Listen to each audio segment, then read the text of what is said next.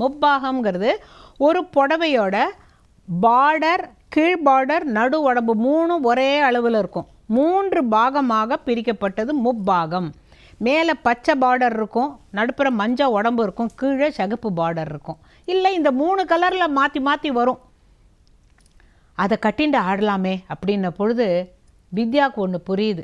எங்கள் மாமியாருடைய புடவை அதை யாருக்கான்னு கொடுக்கலாமான்னு நினைக்கல. கோவிலில் ஒருத்தி ஆடுறான்னு உடனே எப்படி மனசு வந்து அதை கொண்டு வந்து கொடுத்த உடனே, வெரிஷ்கா நீ இதை கட்டிக்கிறியா, இது எங்கள் பாட்டியோட புடவைன்னு உடனே அவளுக்கு அப்படியே இப்படி கூட நம்மளை ட்ரீட் பண்ணுறாங்களே, நம்ம ஊர்லலாம் ஏதோ தாதோன்னா இருந்துகிட்ருக்கோம், இங்கே பாரு ஒத்தொத்தரும் நம்மளை எப்படி தாங்குறாங்கன்னு சந்தோஷமாக கட்டிண்டு பூவையும் வச்சுண்டு, சலங்கையெல்லாம் இல்லை அதெல்லாம் எடுத்துட்டும் வரல. நேராக கோயிலுக்கு போனால் எள்ளு போட்டால் எண்ணெய் ஆகிடும், அவ்வளவு கூட்டம். பக்கத்து வீட்டு காமு மாமிகிட்ட சொல்லியாச்சுல்ல, ஊரே திரண்டு வெள்ளைக்காரி சிவன் கோயிலில் ஆடுறாளாம் அப்படின்ன உடனே அப்படி கூட்டமாக வந்து பார்க்கும்பொழுது அவள் அழகாக வந்தா.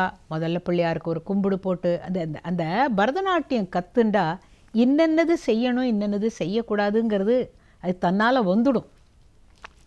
அந்த சாமிக்கிட்ட அவள் வந்து நிற்க வித்யா, சாமி நான் உந்தன் அடிமை என்று உலகமெல்லாம் அறியுமே சுவாமி நான் உந்தன் அடிமை அப்படின்னு இவ பாட அவ ஆட அப்படி ஊரே மெய்மறந்து போய் அந்த இடது பதம் தூக்கி ஆடுவான். அந்த பாட்டு இந்த பாட்டு 3 பதத்தை அவள் ஆடின உடனே அவள் ஆடும்போதே அழறா. வெரிஷ்காவுக்கு இப்படி ஒரு ஃபீலிங் கிடைச்சதில்லை. நம்ம ஊர் கருவறையில் இருக்கிற அந்த சக்தி இருக்கே அது எமனேட் ஆறுதுன்னு சொல்வாள். அங்கேருந்து வரும்பொழுது உண்மையான பக்தி இருக்கிறவங்களுக்கு கண்டிப்பாக மெய் சிலிர்க்கும். அவள் மெய் சிலிர்த்து தான் ஆடினா. ஆடி முடித்த உடனே ஊர் ஜனங்கள்லாம் கையெல்லாம் தட்ட தெரியல, எல்லாரும் நல்லா இருக்கு, ரொம்ப நல்லா இருக்குது அப்படியெல்லாம் பேசினாங்க. கோவிலிருந்து அந்த மாமா சுவாமி மேலே சாத்தியிருந்த மாலையை கொண்டு வந்து வெரிஷ்காட்ட கொடுக்க அவள் கண்ணில் ஒத்திண்டு, அதே மாதிரி பெருமாள் கோயிலேருந்து பிரசாதமும் ராகவன் கொண்டு வந்து கொடுத்தார். அன்றைக்கி அவள் வீட்டுக்கு வந்த பிறகு எனக்கு இன்றைக்கி வந்து என்னுடைய வாழ்க்கையிலேயே நான் ஏன் பிறந்தேன், ஏன் இந்தியாவுக்கு வந்தேங்கிறதெல்லாம் எனக்கு தெரியல. இந்த ஒரு நாள் எனக்கு வாழ்க்கையில் பொன்னாள் அப்படின்னு சொல்லி வெரிஷ்கா வித்யா தேங்க்யூ வெரி மச்னு சொல்கிறா. அடுத்த நாளைக்கு ஊருக்கு கிளம்பணும். காலம்பரை நாங்கள் கிளம்புறோம் அப்படின்னு சொன்னபோது மாமி ஞாபகமாக மைச்சிமிழ் வச்சுக்கோ மறந்து போயிடாத அப்படின்னா உடனே வித்யா டிரான்ஸ்லேஷன். அப்போ ஊஞ்சலில் அந்த வெரிஷ்கா ராத்திரி கட்டின்னு இருந்த அந்த புடவையை அவள் மடித்து கொண்டு வச்சுருந்தா. மாமி அந்த புடவையை எடுத்து, வித்யா அதை அவளுக்கே கொடுத்து விட்றேன், பாட்டியோட ஆசீர்வாதமாக இருக்கட்டும், நீங்களே கொடுங்கோ மாமி அப்படிங்கிறா. வித்யா டிரான்ஸ்லேட் பண்ணுறா, Verushka this is a blessing from my grand, may you live long, may you be happy அப்படின்னு சொல்லி பிளெஸ்ஸிங்காக கொடுக்குறா பாட்டியோட புடவையன்னு. உடனே அவள் திருப்பி அழுதா. இந்த மாதிரி சென்டிமெண்டெல்லாம் நம்ம நாட்டில் தாங்க, நீங்கள் வெளிநாட்டிலலாம் இந்த மாதிரி இமோஷனல் ஆக மாட்டாங்க. நம்ம நாட்டில் எதுக்கடு ரொம்ப சந்தோஷமாக அழுதுருவோம், துக்கமாக அழுதுருவோம், ஒரேடியாக எல்லாத்தையும் காட்டிடுவோம். ஆனால் அப்போ அதுக்கு ஆங்கிலத்தில் ஒரு வார்த்தை சொல்கிறான், we are all very transparent. மனசு சுத்தமாக இருந்தால் முகமும் டிரான்ஸ்பேரண்ட்டாக இருக்கும், எல்லா விஷயங்களும் ஒரு ஒளிவு மறைவு இல்லாத அற்புதமான வாழ்க்கை. அப்போ வெரிஷ்கா அதை கண்ணில் ஒத்தி வாங்கிண்டு எல்லாருக்கும் நமஸ்காரம் பண்ணிவிட்டு 2 பேரும் போயிட்டு, what a paradise, what a day அப்படி எல்லாம் சந்தோஷப்பட்டு ஊருக்கு கிளம்பி போயாச்சு. காலம் என்னும் சக்கரம், அவர் சொன்னாரே அந்த பொட்டிக்குள்ளே போட்ட சக்கரம் உருண்டோடி உருண்டோடி உருண்டோடி 20 வருஷங்கள் கடந்து விட்டன. அதுக்குள்ளே வித்யாவுக்கு கல்யாணம் ஆயாச்சு, அவளுக்கு குழந்தை பிறந்தாச்சு. வெரிஷ்காவுக்கு கல்யாணம் ஆயாச்சு, அவளுக்கு குழந்தை பிறந்தாச்சு. இப்போ வெரிஷ்காவோட பொண்ணும் மிமின்னு பேர். மிமியும் அதே கலாக்ஷேத்ராவில் டான்ஸ் கற்றுக்கிறா. அவளுக்கும் இந்த கிராமத்தை பார்க்கணும். அப்போ வித்யாவும் வெரிஷ்காவும் மிமியும் திருப்பி மாமாவுக்கு கடிதாசு போட்டு, நாங்கள் 3 பேர் வரோம், வெரிஷ்காவுடைய மகளும் வரான்னு, தாராளமாக வரட்டும் அப்படின்னு. இவங்க 3 பேரும் பழையபடி வராங்க. வந்தால் அந்த ஊரில் ஆட்டோ என்னெல்லாமோ ஓடுறது, எங்கே பார்த்தாலும் மைக், சினிமா பாட்டு என்ஜாமி என்ஜாயிலேருந்து எல்லாம் கேட்டுருக்கு. ஒன்றும் புரியல. ஒரு ஏதோ ஒரு டீ கடையில் வாடி என் கப்பக்கிழங்கன்னு அவன் அந்த காலத்து பாட்டை போட்டுட்ருக்கான். இதெல்லாம் கேட்டுட்டு இப்படி உள்ளே வராங்க. எந்த வீட்டிலேருந்தும் யாரும் எட்டி பார்க்கல. Because nobody is bothered. What to I care? இப்போ அப்படி தானே இருக்கோம்.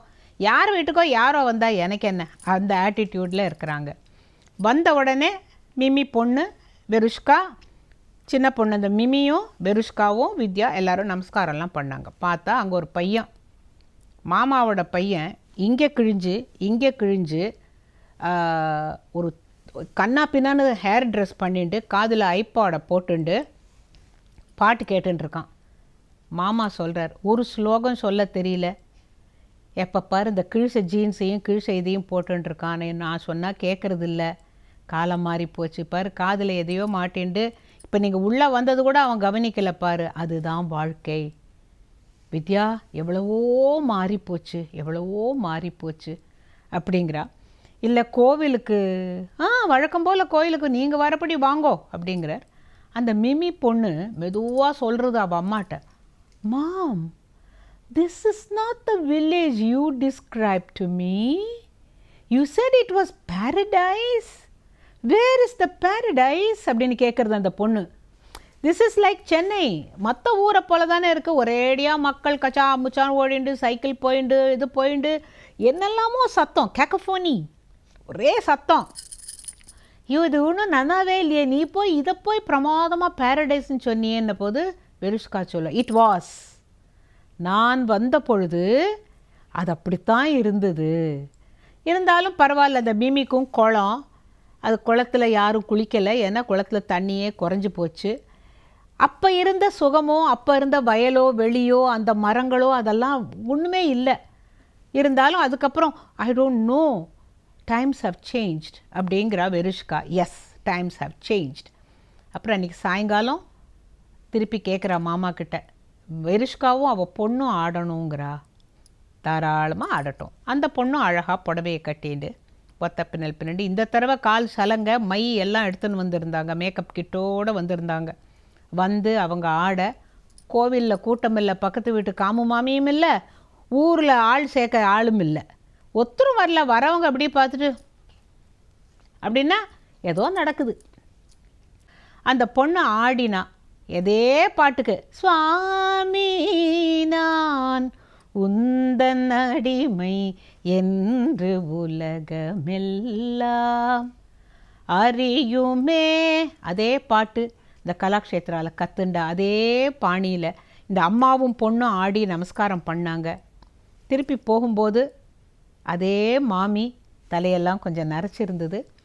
மிமிக்காக மைச்சிமிழில் மையும் கருப்பு சாந்து, ஜவ்வரிசியில் பண்ண கருப்பு சாந்தும் சொட்டு தண்ணி விட்டு இந்த விரலால் நல்லா குழைச்சி, அது வரு இப்படி இப்படி இப்படி இப்படி எடுத்து அழகாக அப்படி வச்சுக்கணும்னு. ஒரு ஒரு கருப்பு சாந்து வச்சுக்கிறதுக்கு இப்படிப்பட்ட ஒரு சயின்ஸானாக்கா எஸ். ஆக வாங்கிக்கிட்டு போகும்பொழுது போயிட்டு வரேன்னு சொல்லிட்டு 2 பேரும் இப்போ கொஞ்சம் கொஞ்சம் தமிழ் பேசுகிறா வெருஷ்கா. பேசும்பொழுது கிளம்பும் பொழுது அந்த பொண்ணு என்ன பண்ணுறா, அவள் பையிலேருந்து அவளும் அந்த ஐபாடை எடுத்து போட்டுக்கிட்டு அவளுடைய உலகத்தில் அவள் மெய் மறந்து போக ஆரம்பிச்சிட்டா. அவளுக்கு இந்த உலகம் பிடிக்கல. அந்த ஊரை விட்டு கிளம்புற பொழுது வெருஷ்கா சொன்ன வார்த்தை தான் நம்ம யாராலையும் மறக்க முடியாது. My paradise is lost. மில்டனுடைய பேரடைஸ் லாஸ்ட்னு ஒன்று உண்டு இல்லையா, அந்த மாதிரி வித்யா கிட்ட வெருஷ்கா சொல்கிறா, my paradise is lost, lost forever அப்படிங்கிறா. அவள் எதை சொர்க்கம்னு சொன்னாலோ அது இப்போ சொர்க்கமாக இல்லை. நீ சொர்க்கம்னு சொன்னியே எனக்கு காட்டுன்னு சொன்ன அந்த பொண்ணுக்கும் ஏமாற்றம், எல்லாருக்கும் ஏமாற்றம். ஏமாற்றம் இல்லைங்க, ஏமாந்தது நாம. வணக்கம்.